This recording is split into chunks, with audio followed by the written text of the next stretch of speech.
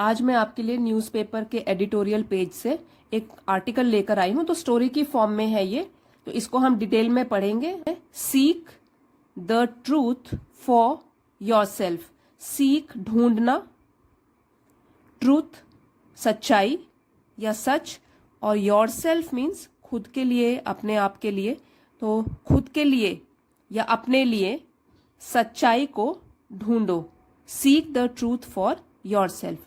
This is the story of a donkey who was walking along when night fell. A donkey एक गधा who was walking, तो was के साथ verb की first form में ing लगाया हुआ है, पास्ट कंटिन्यूअस टेंस की पहचान होती है। एक गधा जो कि जा रहा था, walking along when night fell, night मतलब रात, और fall का पास्ट टेंस हो गया fell. Fell means पड़ी, जब रात पड़ी एक गधा वॉज वॉकिंग जा रहा था। He was not sure what his destination was. Sure मतलब निश्चित नहीं था, और डेस्टिनेशन मतलब उसका पड़ाव कहाँ है, उसका जहां उसको पहुंचना है, कहाँ पे पहुंचना है, ये डेस्टिनेशन उसको पता नहीं था कि उसका आखिरी पड़ाव कहाँ है।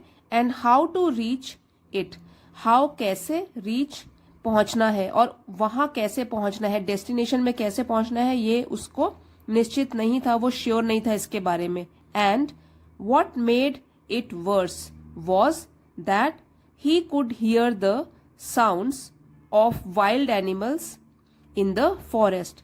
तो ये है कि what made it worse. It यहाँ जो है कि इस हालत को, कि एक तो उसको अपना गंतव्य स्थान पता ही नहीं है कहाँ जाना है, तो इस हालत को या इस हालात को और भी बदतर बना रहा था क्या, वर्स। ये जो है कंपैरेटिव डिग्री है, जैसे कि बैड, वर्स और वर्स्ट।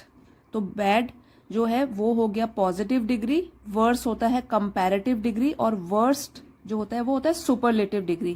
तो यहाँ पे क्या है, वर्स कंपैरेटिव डिग्री, कि उसको और भी बदतर बना रहा था, जो उसकी हालत है अभी उसको और भी बदतर बना रहा था क्या। He could hear the animals sound, मतलब उसको आवाजें सुनाई दे रही थी जंगली जानवरों की, इन द फॉरेस्ट, जंगल में।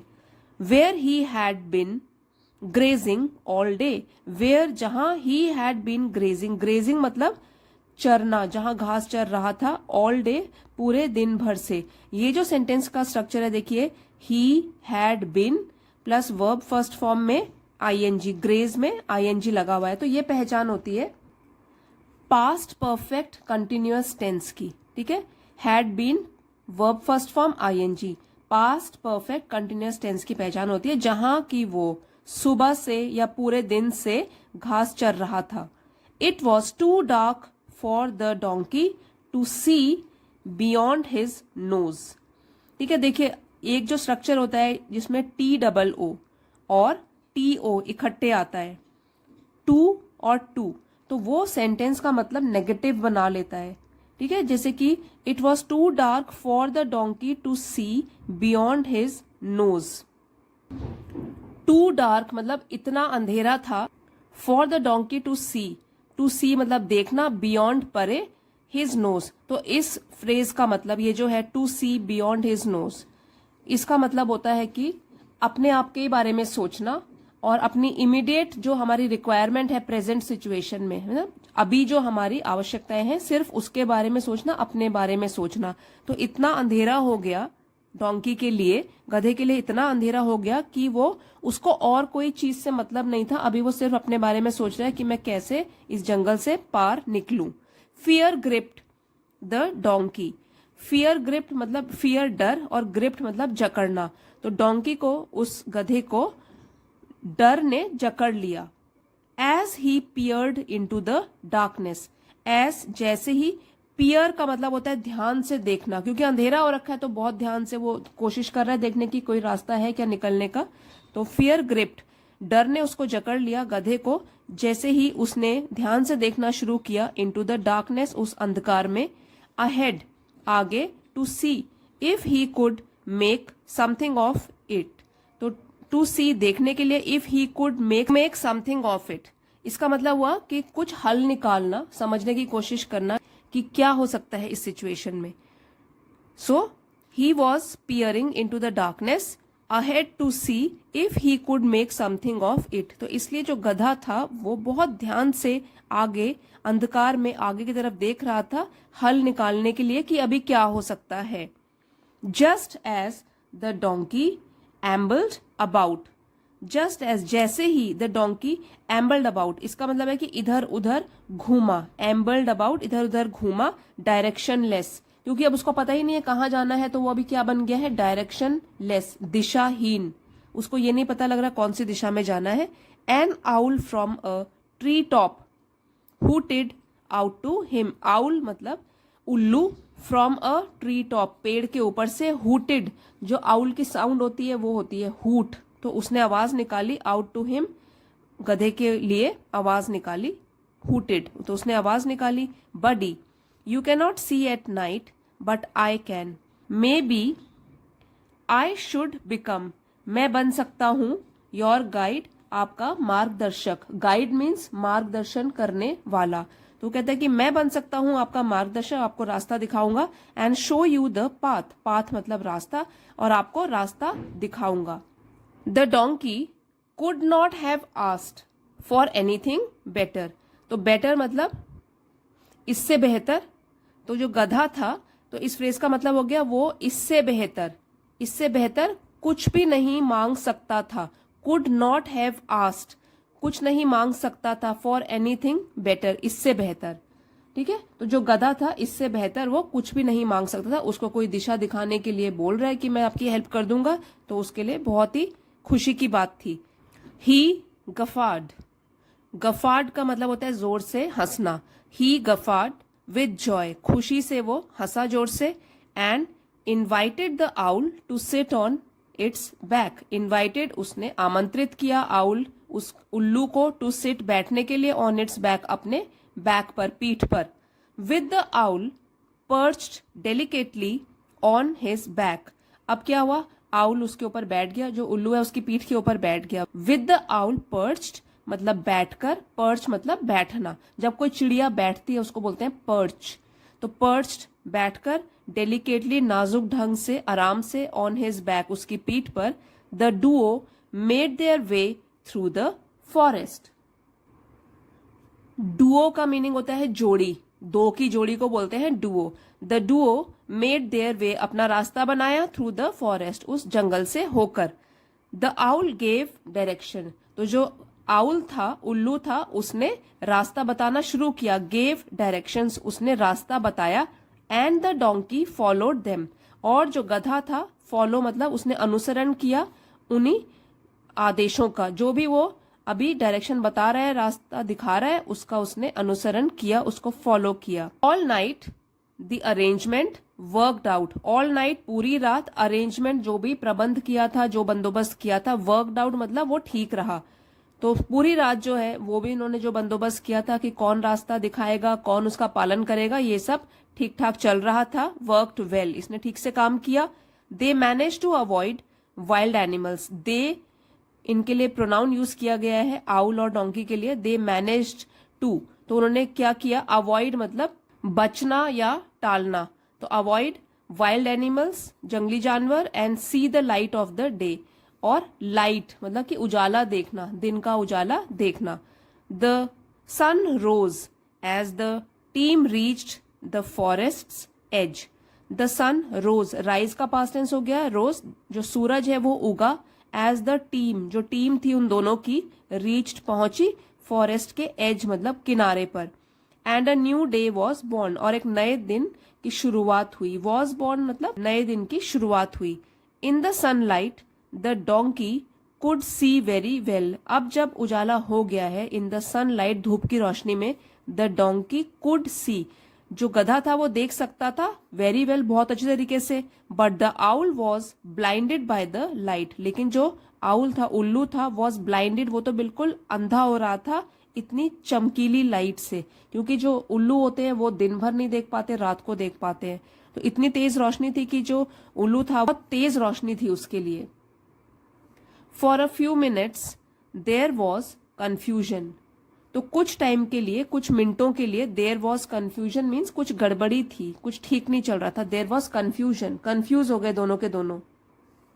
But the owl having dawned the guide's hat, तो लेकिन जो आउल उल्लू था, having dawned the guide's hat, guide अभी आपको बताया था मार्गदर्शक, और डॉन्ड मतलब पहनकर, हैविंग डॉन्ड क्योंकि उसने गाइड की हैट, यहाँ पर होगा हैट का मतलब है कि रोल जो है गाइड का, मार्गदर्शक का रोल जो है उसने निभाया हुआ था यहाँ पे, having don the guide's hat, कि उसने जो ये गाइड की हैट टोपी पहन रखी थी, was reluctant to give up, give up मतलब त्याग देना, और रिलक्टेंट मीन्स नॉट वांटिंग, मतलब वो नहीं चाह रहा था कि इसको वो त्यागे, क्योंकि अभी उसका कौन सा रोल है, डोमिनेटिंग रोल है, वो भी बॉस बना हुआ है।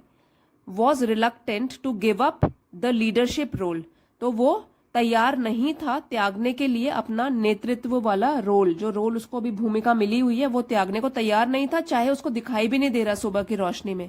The owl was to attached to his seat on the donkey's back, तो जो आउल था, उल्लू था, was to attached to his seat. अब इसका भी जो टू और टू अभी आपको बताया था, अगर एक ही सेंटेंस में यूज हो तो उसका मीनिंग क्या होता है, नेगेटिव होता है, कि वो ज्यादा ही कुछ अटैच हो गया था, बंध गया था अपनी इस सीट से, मतलब उसको ज्यादा प्यार हो गया था इस सीट से जो कि डोंकी की बैक, उसकी पीठ पर थी, and the power it gave him, और जो पावर शक्ति उसको मिल रही थी इस रोल से।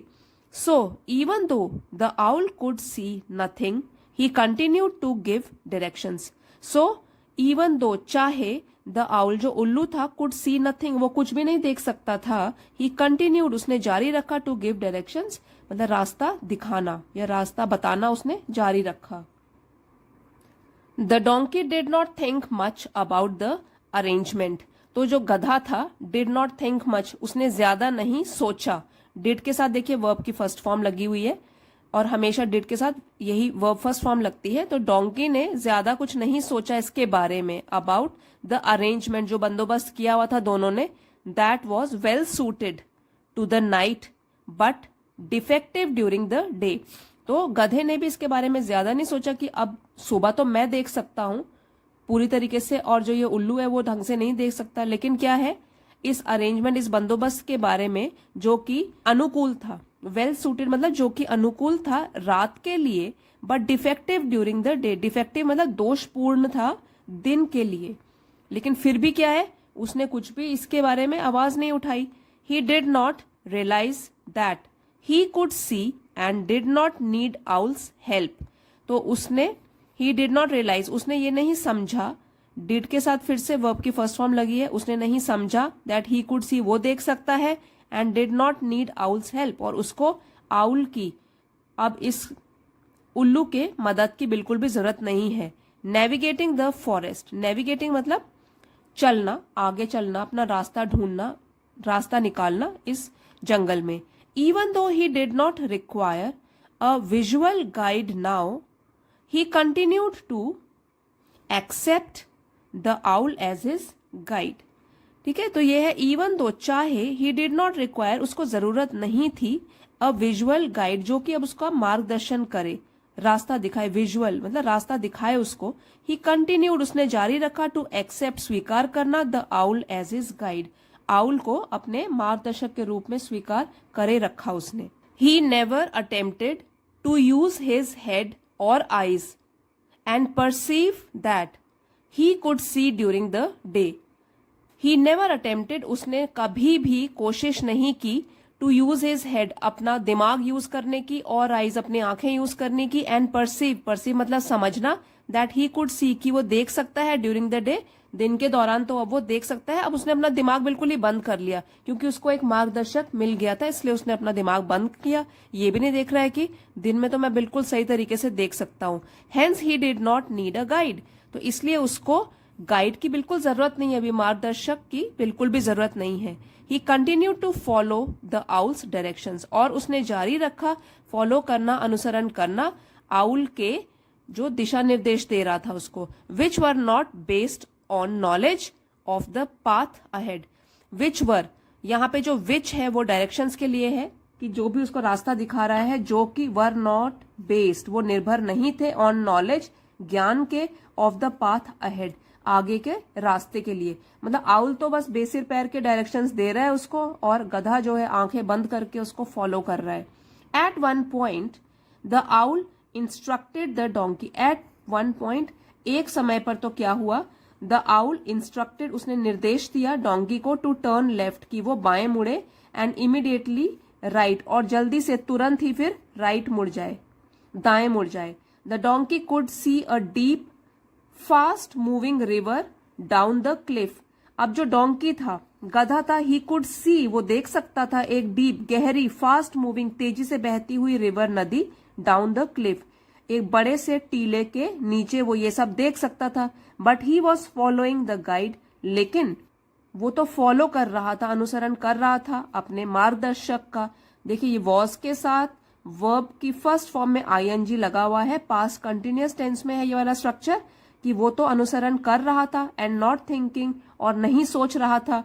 सो he did just as he was told, तो इसने वही किया बिल्कुल वैसा जैसा कि उसे कहा गया था। ही वॉज टोल्ड, वॉज के साथ वर्ब थर्ड फॉर्म है, पैसिव में है ये वाला स्ट्रक्चर, जैसा उसको बताया गया था उसने वैसे ही किया।